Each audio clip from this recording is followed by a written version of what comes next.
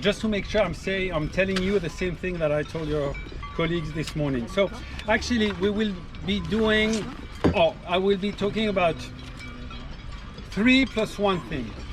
First, how do you approach a capsized boat? Okay. Second, how do you straighten up that boat? Then how do you tow that boat? And what we did this morning, that's the 4th one, we talked about what do you need in the boat, okay, to do so. And then we will be going out, and Paolo and Rosa will be happily sailing on the RS, and at a point they'll capsize. And then we'll see how we approach, how we help, do we help, and how do we tow them. Okay? Again, interrupt me, ask questions, because tonight is going to be too late. No, you have my email, so I'm happy, as I did for you, Michel, c'est ça, Marcel, to answer questions by email. Okay? So, situation. As we did this morning, you are driving one of the 2 rescue boats, safety boats, with someone on board, and maybe you see the boat capsizing, or you just happen to come there with a capsized boat. First thing, you approach the boat never windward, because we have a nice southwest wind. If the boat is drifting that way, the boat will have all the lines on the windward side, okay? Even though the lines are not very long, you never know. They can have an anchor line, it can be another, like a Ventilo M2, where the mainsail sheet is 20 meters long, so you never know, so you will never approach windward. Now, approaching lee, approche sous le vent, the problem is that the boat is drifting, so you can't stay very long there. So the best approach would be sideways, square to the wind. So if the boat is drifting like this, you will approach like this, okay? But before getting too close to the boat, avant d'arriver trop près du bateau, vous devez faire une chose qui est indispensable. For those who were with me last time in Roll, but I don't recognize many people, okay? Head count. What does head count mean? You count how many heads you see around the boat. And this is truly the most important thing. It also means that you have to have a sound knowledge of the type of the boat, because it means how many crew you should be seeing. Okay? Of course, you can have lasers sailed by 2, but then you are looking for 2 people. But make sure, before you're getting too close, you know how many people are actually swimming. And until you have, or before you have the count, you don't go too close to the boat, to the dinghy, because of this. And the other activity is to do anything possible to look for the person who is in the water or under, which most probably will be under the dinghy. Okay. We have a training situation. We have no stress. But imagine you happily sailing on the dinghy, you capsize, you are still hooked to the trapeze. The reflex is to do this, to unhook.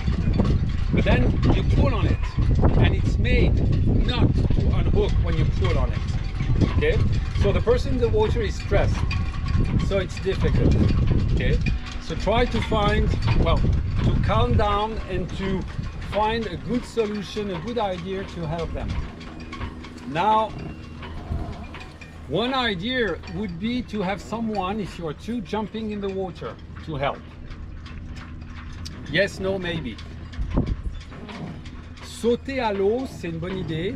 Le problème, c'est que vu que c'est une situation de stress, on oublie si l'eau est froide, on oublie les risques potentiellement on a ou on n'a pas the life jacket.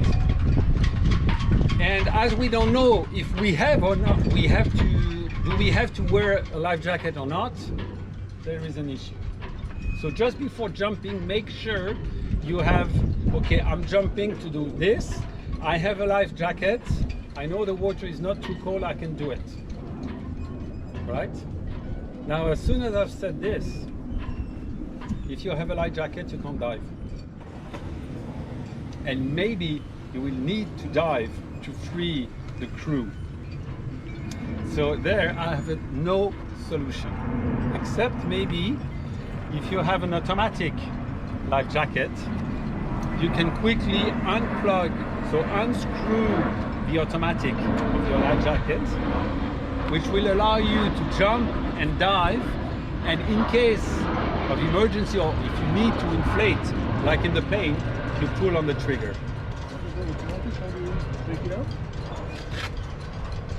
Yeah, let me see if this, yeah, if you unscrew the black thing, it becomes manual, and you can do it with no problem. Make sure you don't squeeze the trigger at the same time because you might pull on it. Okay? So this could allow you to jump, dive, free or help, and then come back, and if needed, you pull on it. Okay? Now, situation is everybody, head count is fine. Ana Rosa and Paolo are here in the water swimming around the boat. Don't do anything except eye contact. Do you need help? Because they know normally what to do. If you see that they don't, because it's half an hour that they are in the water and they are just dead whacked, or because they are beginners and it's the first time they capsize, then you take over, right? Mais au début, c'est eux qui sont dans l'eau, c'est eux qui connaissent leur bateau, donc c'est eux qui vont diriger. Et vous êtes là as a support boat.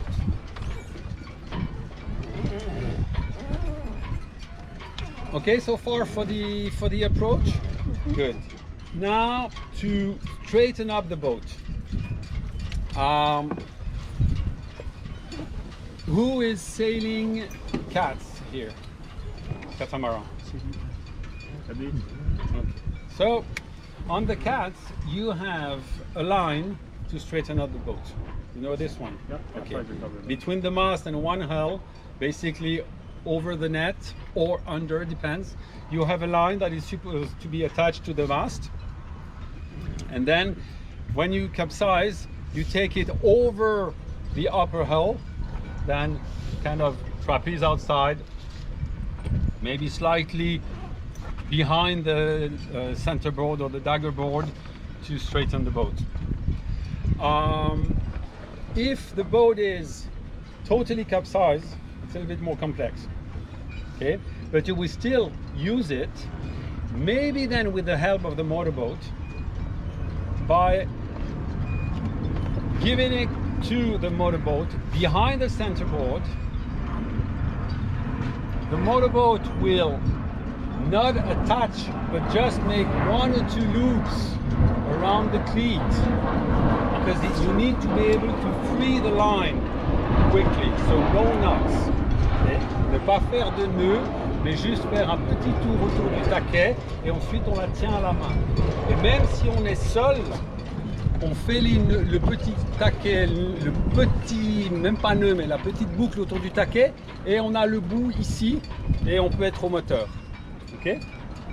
Et petit à petit, with the two guys on the hull but aft, because you want the hull to go in the water to like make a croche-pied. So you will have the boat like this hull, the line goes like this, and then you start pulling slowly. You need torque but not speed. You will slowly pull the boat. On marche arrière avec le bateau. C'est toujours plus facile. On va revenir sur, quand tu vas parler de towing, pourquoi. Et petit à petit, on redresse le bateau. Et quand il est là, on peut juste souffler, because then the two guys, they will move forward, and maybe they can continue by themselves, or you continue with the boat. But then one of the two guys, and most probably the guy who is in front, can, when the boat does like this, stay and put his head between the two hulls to more easily jump on the net, on the trampoline, if you see what I mean. Okay? Yeah. When the boat is like this, you have the front beam here. Okay? When you continue to straighten up the boat will do like this. If you are in the water here, it's quite difficult to jump in the boat. Whereas if you are here, you might first not be in the water because you have the beam here. So when the boat straightens up like this, you can hold the beam, and you have, I don't remember even in French now the name, la martingale, which does, when the boat is like this, it's like this. You can put one foot on and then on the boat. A cat, you might be able to straighten up with the wind because it's wide enough not to capsize again. A dinghy, it's impossible. And we're going to make the exercise today. You see, with that wind, if you straighten the boat like this, the dinghy like this, windward, it's going to be fine. If you do like this, the boat will capsize again. Okay? So, cat, one thing. Now, dinghy. Yeah, we did the exercise this morning where Paolo was holding the bow of the boat. Well, he was just holding it, so he wasn't holding the bow into the wind, but by holding the bow, the boat was into the wind. Okay, that was fine, but he couldn't do anything else than just holding. And then as soon as he let go the boat, because the boat was straight, the boat moved, turned 90 degrees and started drifting. So he's a good swimmer, he can catch the boat. But if it's not a good swimmer, might be difficult. So I wouldn't advise someone to hold the bow. And advise to, one is on the dagger board or the center board, pulling on the trapeze at the end of the center board, straighten up the boat, where the second one is holding to whatever comes down. And then they can jump into the boat. Before doing this, is it on a cat or on a boat, on a dinghy, if they capsize with the spinnaker up, you need to clean the mess first. When it's an asymmetrical spinnaker, it's pretty easy because they have a retrieving line.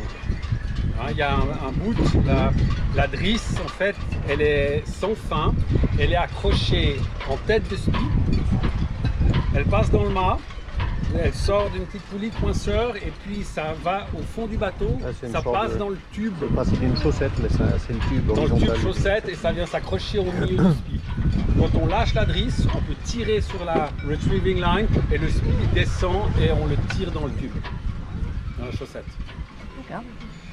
Because if you straighten up the boat with the cat up,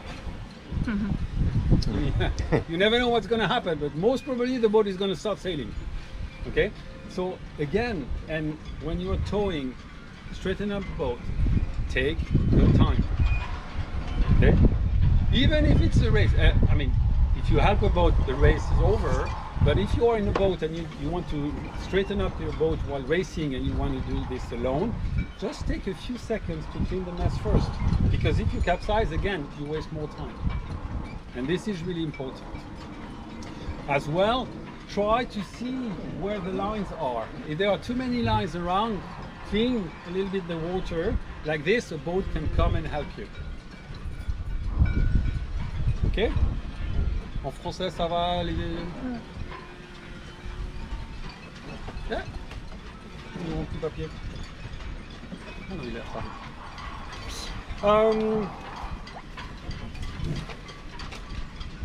Towing. So, towing. Let's talk first about maybe towing a heavier boat. Towing a Yingling, for example, it's not too difficult, but keep in mind that it's heavy, you can't go very fast. Keep in mind that, and now we set up the two boats, but you definitely need to have a V like this behind the boat, or like the black and white one, where you attach, either you make a knot or a carabine on the loop nearby the red floating device. But you really need to have the V, because without a V, if you tow on one side, the fact of towing like this, the motorboat will always do this. Okay? So that's one thing. Second thing, the way it's set up here, it's solid enough. Here it goes through the transom as well as on the other side. So that's more part of the most solid part of the boat. So it should be fine. Okay. Et là, il y a aussi. Il y a un V, oui, il y a deux. What we did here this morning, we adjusted the length of the V so that it can't go behind the engine and in the propeller. And lucky enough, there is already a floating device, so it shouldn't go even in the water. That seems like it might go into the engine. But it's not, because actually it's not long enough to go.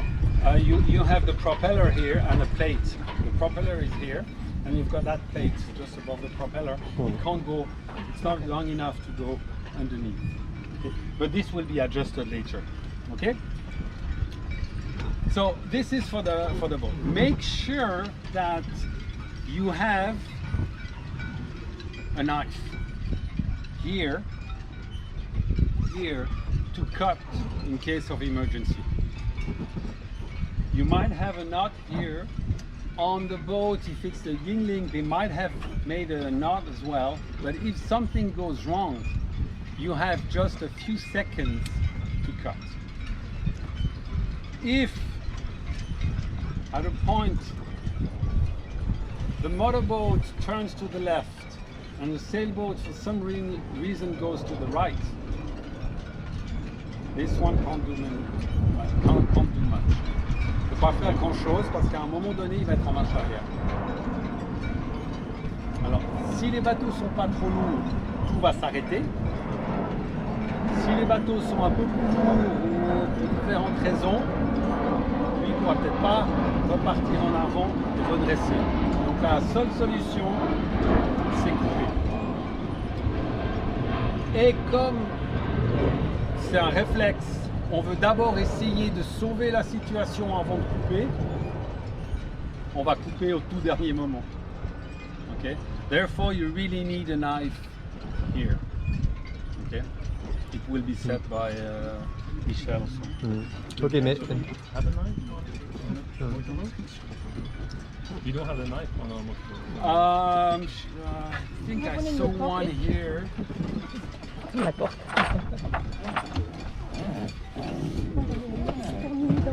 Okay, but in the meantime, so if I get it right, we provide the towing line to the assumed Yingling.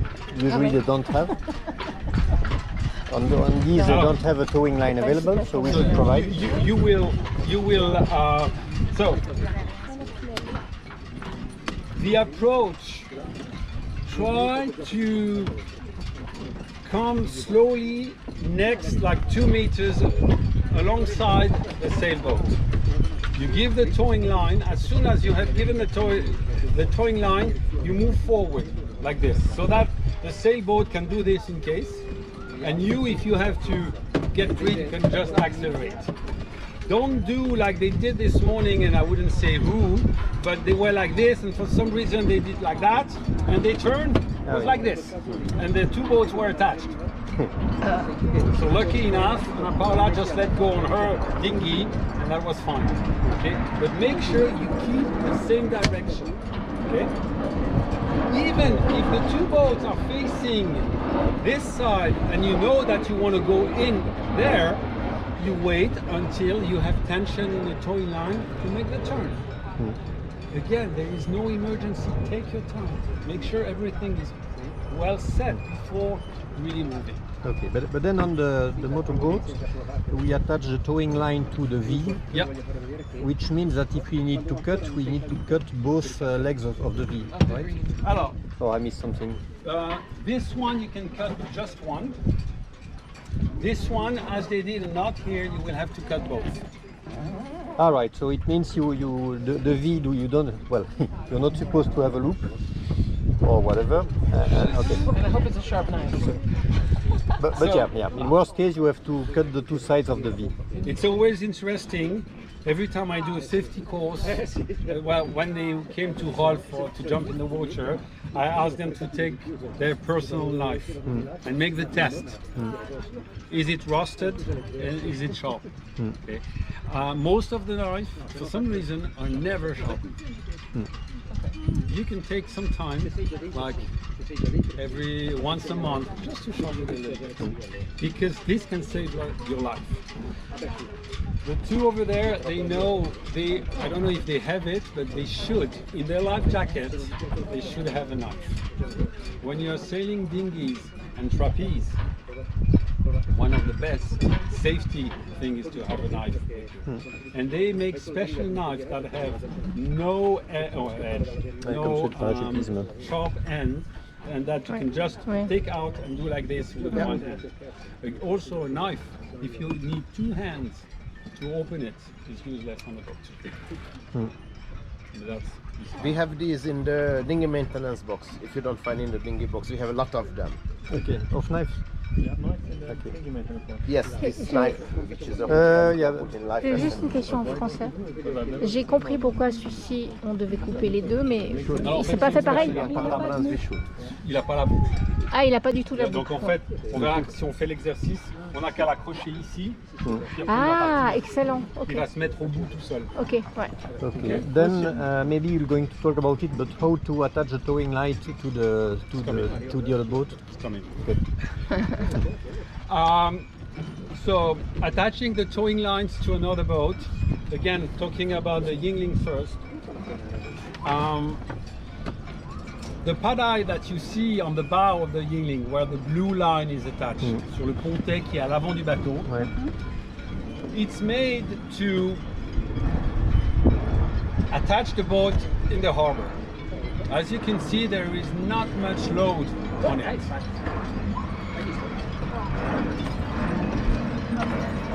No, I just had another dinghy. So you're talking about the dinghy.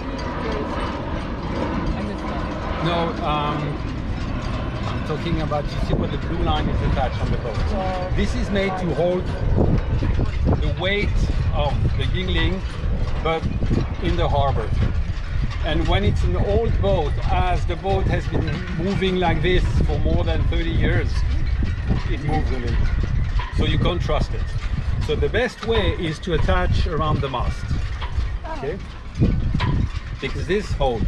Of course, if the Yingling, and you will have someone helming the boat, doesn't follow the line, then at a point it's difficult because the attach point is in the middle. But that's not great.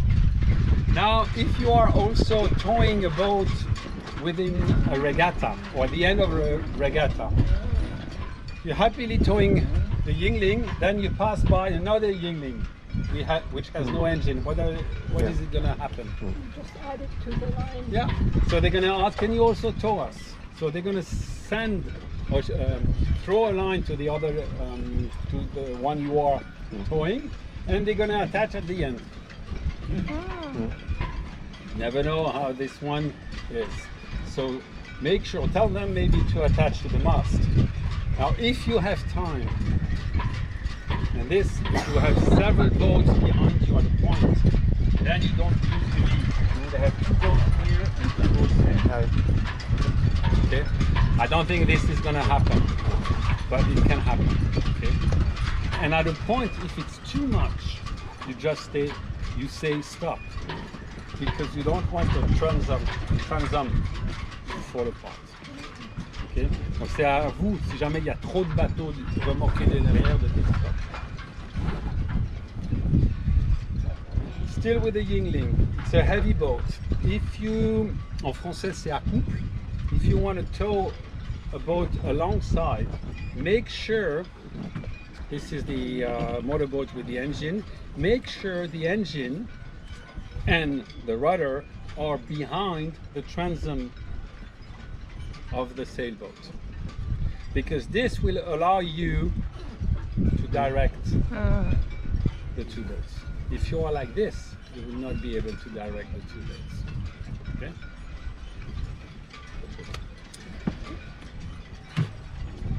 Before towing a dinghy, just talk about towing out these boats from here.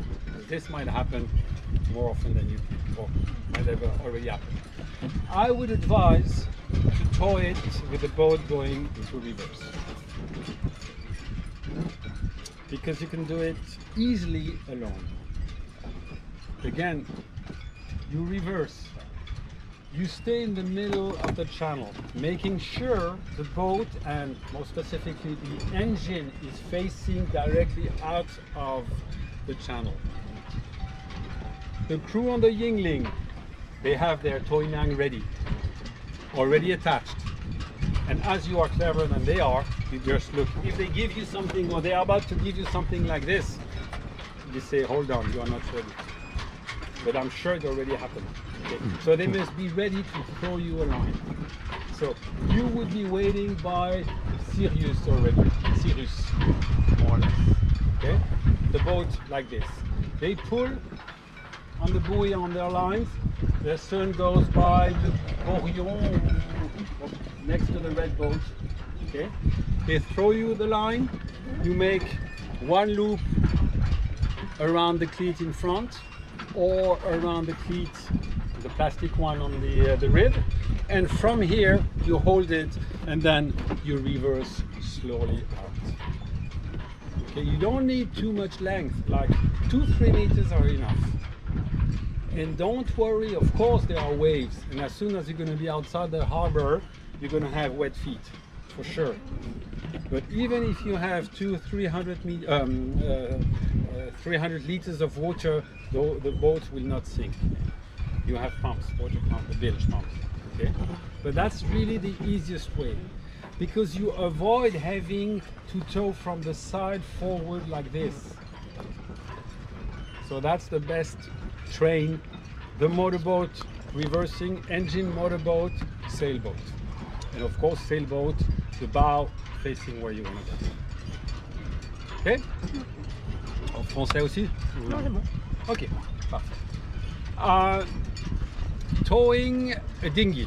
So we towed this morning 2-3 times. 2? Okay. Before towing, make sure the equipment is either stored or in its upright position. You never know what happened while capsizing. Might be a mess depending on what type of boat. The dagger boat, the center boat might be because the crew was a bit tired just in the boat like this and not in the middle. I saw you this morning doing something with the rudder, so you don't know, maybe the rudder, something is broken. Yeah, so the rudder was screwed, let's say. So I could not hold, it was slipping. So I needed time to... Okay, well, so, but it was really attached to the boat, fixed to the boat. Okay. But some equipment might fall off while towing. That's stupid. So make sure everything you, again, not in a hurry. Even if there is a nice black cloud over there saying that in 10 minutes you have 25 knots, okay, you want to hurry, but don't waste the first 2 or 3 minutes. Just make sure everything is safe in the boat. If the crew is fine, you can have 1 or 2, you can leave them in the boat. They can even steer. If they are not fine, too cold, wounded, not too heavily, they can be in the boat here, but then you will have either no rudder or you will go at a certain speed so that the dinghy doesn't have no other option than to follow the boat. Okay. You remove the rudder in that case, so if there is no crew?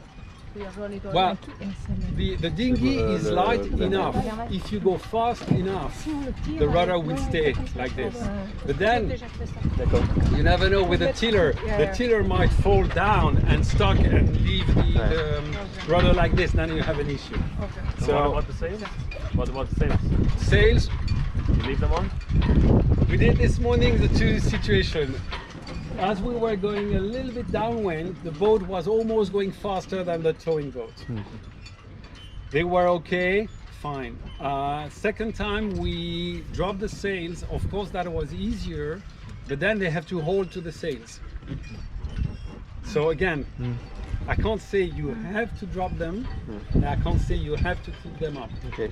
But if you drop them, you have to attach them, at least the main sail. Yeah, so the main, I was seated on it, there was no way. But the jeep, you cannot fix it because we No, don't you have extra cannot rope. fix it, but there is no risk basically because you have the hooks around Okay. the forestay. Okay, then on the main, we were seated on it. But the main is attached only to the gooseneck and the halyard when it's not hoist, not in the mast, then it can fly off. Fly If you over. have the halyard, maybe you can put it around them. Yeah, the sheet, whatever. But you have to do something. Okay? Then, where to attach the boat? Most of the dinghies, it would be around the mast. Either or not, or as I did this morning, 2 loops around the mast and holding it. But she did once, but maybe 2 is better. No, but I mean, it's up to you. But nothing else. And you can have 10-20 meters length for the towing line. It depends on the speed. The faster you want to tow a boat, the longer the towing line must be. Because you have behind the boat, you've got the waves that are going like this, and you have a wake that is doing like this. And the idea is to have the boat not just into or after that wake, to have it further back. And normally it's more than 10 to 15 meters. That's why we have long. But again, that's when you go maybe above 10 knots. Okay. Cats, towing a cat. You will never tow the cat from the bowsprit. It is definitely not made for this. You have the capsize line, or I ask the crew to attach her on the mast. Okay? I'm sorry, the catamarans you can tow without crew or one crew has to be always there? We said before. You can without. It's sometimes easier. For example, the M2s, we were towing M2s at very high speed with nobody in, even 2 boats, one behind the other, but for sure no dagger boards and no rudder. It was really floating completely. The good thing, well, I mean, the boat's gonna do like this, then half of the oil is not in the water, but then you really don't need nor the dagger boards nor the rudder. Questions so far?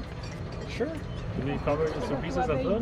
What? Surprises like the bigger keelboats, J70, J60. So, surprise, you will attach her on the mast and have someone at the tiller. So we don't use the cleats.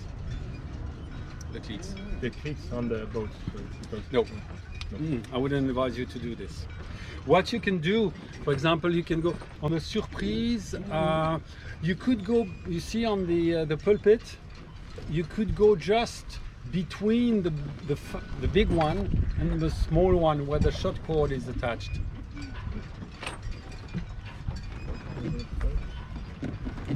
The line can come through here and then around the mast. Like this, if the boat is not exactly straight behind, it's the bow that will be pulled aside. Whereas, well, again, here it can't move a lot, whereas on the Yingling, it can move a lot. But around the mast. Bon, les taquets du surprise, c'est costaud quand même. Alors, ceux-là, ils sont nouveaux. Ils sont assez récents. Maintenant, ce qui se passe avec les taquets, c'est que ça c'est aussi un relativement bon exemple. Bon là il a un ressort, un amortisseur, mais là il n'en a pas. Le truc c'est que le bateau pendant 20 ans, il va bouger comme ça. S'il n'y a pas d'amortissement, il y a du jeu qui doit se faire quelque part. Et puis tu auras un tout petit peu de jeu dans le taquet. Il pleut en Suisse, il y a de l'eau qui rentre, il gèle. C'est pas l'idéal et à un moment donné on a des taquets qui sont arrachés. C'est beaucoup plus risqué avec un bateau droit, mais ça peut aussi arriver avec ces bateaux. Et pour éviter ce jeu, vraiment c'est un nœud autour du mât. Un nœud de chaise, mais si possible goncé, c'est-à-dire avec une boucle que vous tirez pour défaire la première boucle. Je vous montrerai après.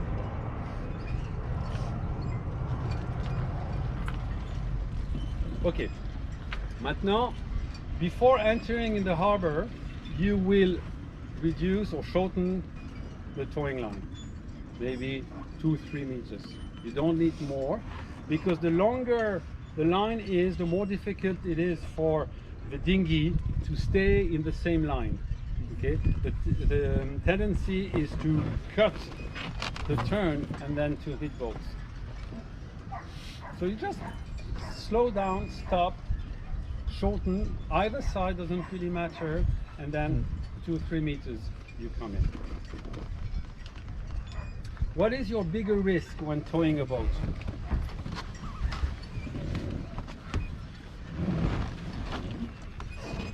Obstacle in the middle. Pardon? Obstacle in the middle of the line. Someone, a motorboat, doesn't see what you are doing and try to pass in the middle. Okay, that's why first have a look around. Okay, you see from far if the boat hasn't seen the fact that you are towing a boat. Unfortunately, there is no sign to put on the boat to show that we are actually towing. Okay, and we have no specific right of way. It's not for those who have done their license. When you are pushing a convoy or towing a convoy, but that's a specific convoy, yes, you have a sign and you have the priority. But with towing a boat, if you don't have a blue light, you have no specific right of way. So just pay attention. That's why also we have red lines or yellow lines to try to show where that we are towing. And also that's why we have an ice in case. Okay, now you come back in, shorten the line or taking the dinghy alongside. Why not? Of course it's easier with the rib than with the Boston. Okay, depending on the crew, depending on the weight of the dinghy, you can just have the little wing of the dinghy coming over here, having one of the crew on the other side, and the boat is like this, overlapping the rib, and you continue like this. When you get to the end, the boss is one of the two. They know where their trailer is. They know if they can jump. They know that they have to, if it's not done already, take off the rudder and the dagger board. And most probably they know that they have to jump to hold the boat. And you know that you can't go any closer because of the propeller. So around 20 meters, okay, ready to let you go. Okay, you tell me when. And you can push them, but protect that boat. Okay, questions? No? I have a question. How do we attach the line, the towing line, to this beam? So, if we're using this one, I would do a quick nœud de chaise, bow line, but I would do it like this. For those who know bow lines, not like this. You can, okay. The red towing line has a Caribbean in there, so you just like clip it here. It will go in the middle. And also, as you're going to see, make sure before you start towing or you're going to throw the line, it is ready to be thrown. So actually, like this, it's not ready. Because most probably when you're going to throw it, it's going to be a pack like this. Well, it's not too bad. Lucky. Okay. And the type of towing line, there is this nylon that floats and the normal one that floats on the water. So it's like all of them that we have right now is nylon. Well, this one is not long enough. They're going to change it, but the floating one is much better. And of course, I didn't mention this morning, but it's better to use specific lines, towing, mooring lines to tow, because they have a little elasticity. Whereas a halyard, spinnaker sheet, mainsail sheet have almost no elasticity, because we don't want any elasticity. And this is also to protect the boat. So you see many people around, many crew and owners using old sheets to moor the boat or to tow the boat. Well, yeah, why not? But it's not the best way, and to make sure your boat lasts longer. Ils sont beaucoup plus souples. Une drisse, We c'est go out super. and do you want to tow or not? No. Okay. Mais oui, une fois j'étais amorti avec une surprise, j'avais dématé et donc j'avais utilisé une écoute de spi et elle a cassé tout de suite. Quoi. Elle a cassé net. The stronger it is, the less elasticity it has. And then when you do like this, it breaks. If for some reason you have to use a sheet to tow the boat, don't use it as a sheet. But that's racing wise. If you're cruising and happily sailing, it will last. Okay? Et t'as ça sur le bateau?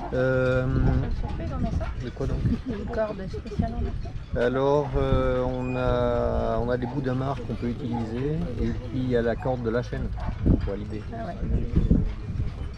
On a 10 mètres après la chaîne. Alors,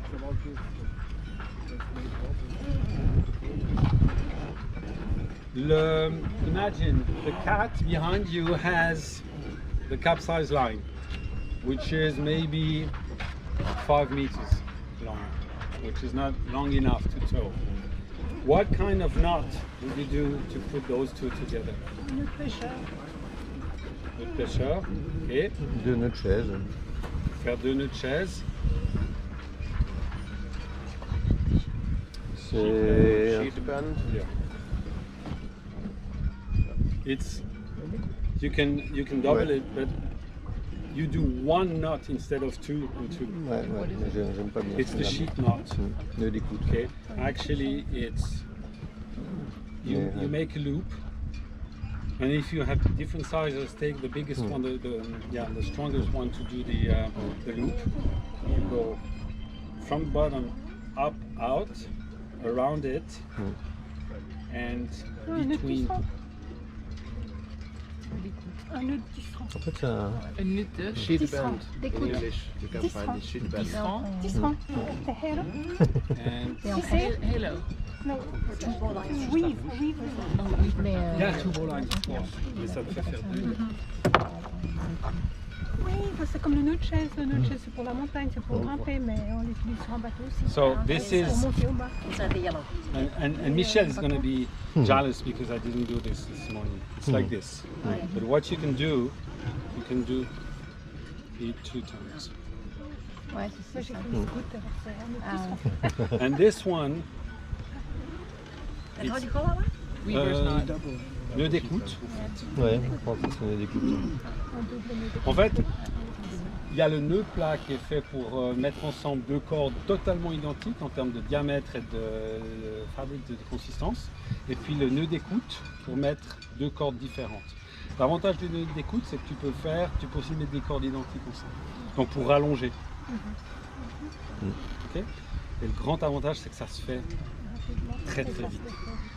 Alors juste pas à une main, mais il n'y a qu'un nœud à faire. C'est possible de le faire goncer. Ah, ça devient un petit peu plus compliqué. Mais oui, tu peux. Ouais, il doit y avoir moyen. Là, il sera gancé. C'est pour le surveiller tout de suite.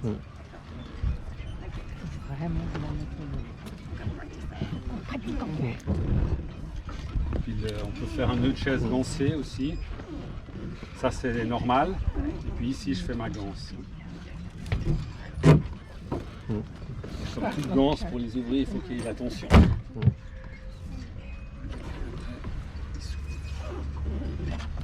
Voilà.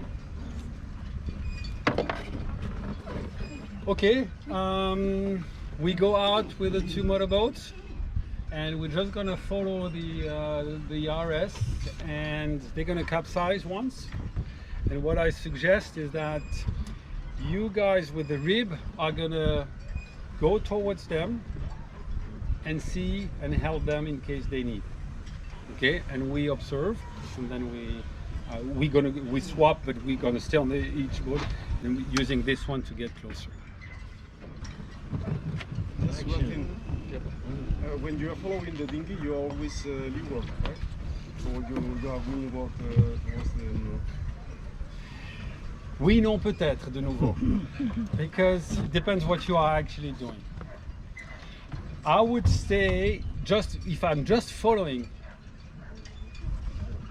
I would stay behind windward. Au vent.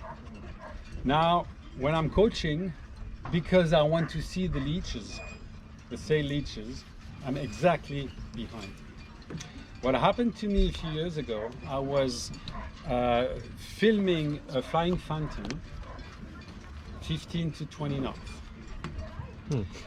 And with the Honda engines, you don't have, oh well, you don't have it here too. So with this one, same.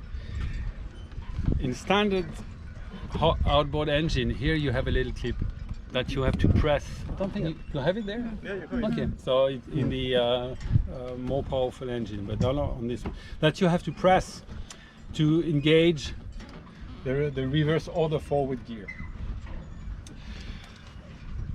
So I have the one size bigger, this one to coach with 135 horsepower. So I was happily filming like this, like this, 20 knots. And they do, I don't remember what they did, but I didn't see that because I was filming, because you don't see beans in the thing. So suddenly I see at least that the boat is turning a little bit, max reverse. What happened? It switched off the engine. So the boat continued and boom. So that's why, unless you have a very good reason to be exactly behind, never stay just behind. Okay, if it's a Yingling sailing at 5 knots, you might have time. Okay, but you never know. Yeah. Okay? Are we going to practice helping to redresser le bateau? So that was my a question that I was about to ask. If you want to help, how can you help?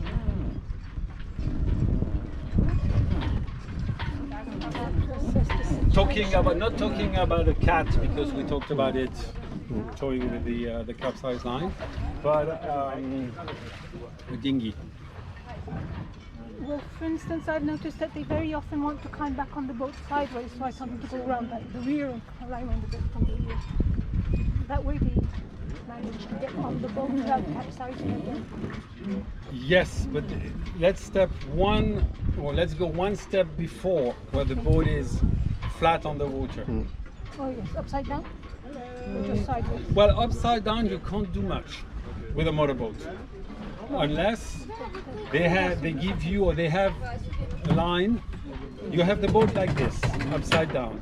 What can be done is that they manage to put a line maybe on the trapeze here that goes over the hull. They give it to you, they stand here, and you start pulling. Okay.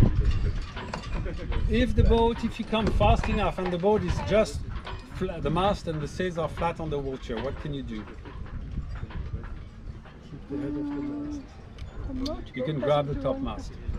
Oh, okay. Okay, but this, it's not really easy, because you need to be at least, well, 2 would be the best on the boat, because one is piloting, maneuvering, and the other one would be somewhere in front to grab the mast. We did the exercise this morning with this one, and it was funny because, of course, they did it from the bow, which is that higher than from here. So I don't remember who it was, but but then you just grabbed it, and then you wait. The pilot here reverses a little bit to make sure you don't push the boat, and then you wait until the guys are ready to maybe step in the boat or grab on the other side the dagger board, and then you slowly lift, and when you are here, just a little, okay, ready, and you push.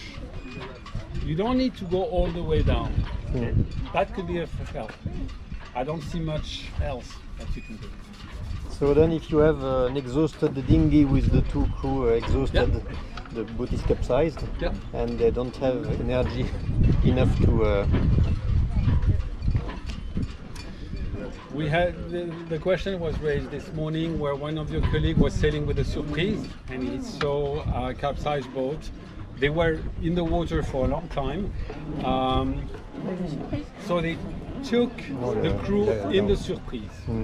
Because anyway, that's the first thing you need to do is to save the crew. And then said, well, maybe we're gonna tow the boat upside down. Tow it, okay, fine, but you're gonna have, if you can do it, okay, you're gonna have an issue here, like 50, 60 meters from the harbor, because the mast should be touching the ground. Okay, so there you always have to, well, still have to do something. So I would advise you take the crew in the boat, secure them. If they need to go back, okay, you come back with them or you bring them back. 117, we have a capsized boat in that region, direction, or they coordinates if you've got them. The crew is safe with me, we're going into Port Choiseul. And then they take care of the boat. Or you go out afterwards. But don't try to do everything, because a Surprise is definitely not meant, or it's not easy to rescue a dinghy. Now, if the crew says after 5 minutes, okay, now we are fine, let's try, why not? But if they are dead, what? Bring them back in. And Sauvetage et CSL, they are here for that. Remember, it's free, but it's up to you if you want to give something. Number is 117 or 112. 112 is the European emergency number. It's diverted onto 117 here. And they are the only one that can handle an helicopter, the different SCSL, so the rescue squads, and ambulance, police, whatsoever.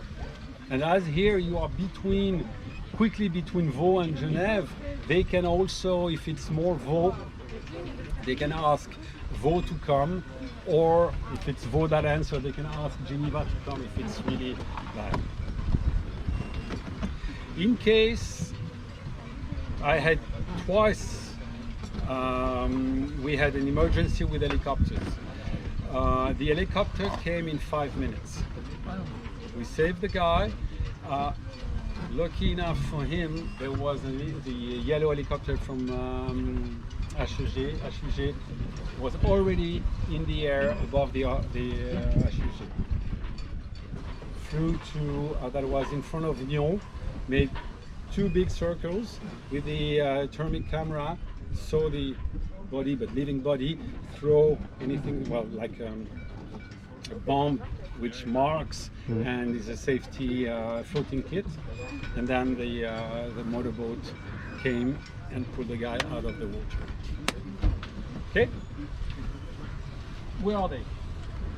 They are just there. In case you sail on a dinghy and you capsize, don't ever leave the dinghy and try to swim back to the shore. You're much better off holding to the dagger board, even if you are cold, than trying to swim back. Nobody sees you when you swim back. A lot of people can see you when you are on the white hull upside down. We had this summer already, just in Rolle, we had 4 emergency calls from someone on the shore saying, oh, I see something in the water. It was 4 times, it was nothing, like, you know, reflet, miroir, something. No, but not anymore, but he was holding the bow, but he can't do both. And then it takes a little bit of time.